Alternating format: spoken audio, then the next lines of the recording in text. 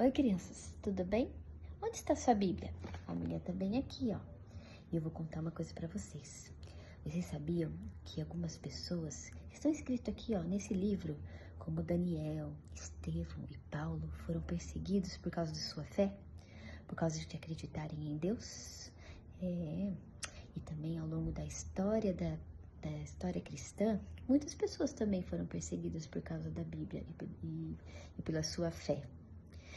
E como exemplo, nós temos John Wycliffe, que era um estudioso da Bíblia, e ele queria que todas as pessoas pudessem ler a Bíblia na sua própria língua.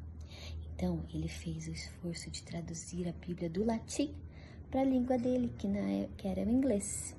E assim, cada pessoa da Inglaterra poderia ter uma Bíblia em sua casa e poderia ler. E como exemplo, nós temos John Wycliffe, que era um estudioso da Bíblia, e ele queria que todas as pessoas pudessem ler a Bíblia na sua própria língua. Então, ele fez o esforço de traduzir a Bíblia do latim para a língua dele, que era o inglês. E assim, cada pessoa da Inglaterra poderia ter uma Bíblia em sua casa e poderia ler.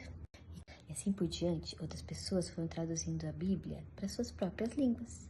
E hoje a gente tem a Bíblia, ó, em português. Mas ainda hoje existem cristãos que são perseguidos e não podem ter uma Bíblia para ler.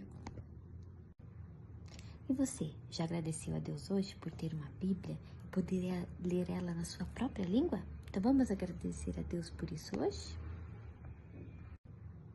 E você, já agradeceu a Deus hoje por ter uma Bíblia e poder ler ela na sua própria língua? Então vamos agradecer a Deus por isso hoje? E você, já agradeceu a Deus hoje por ter uma Bíblia e poder ler ela na sua própria língua? Então vamos agradecer a Deus por isso hoje? E você, já agradeceu a Deus hoje por ter uma Bíblia e poder ler ela na sua própria língua? Então vamos agradecer a Deus por isso hoje? E você, já agradeceu a Deus hoje por ter uma Bíblia e poder ler ela na sua própria língua? Então vamos agradecer a Deus por isso hoje? Hoje, os pedidos dos 10 dias de oração é pelas pessoas que estão doentes da nossa igreja e da sua família também. Que vocês possam orar bastante e aumentar a sua fé em Jesus, tá bom? Tchau!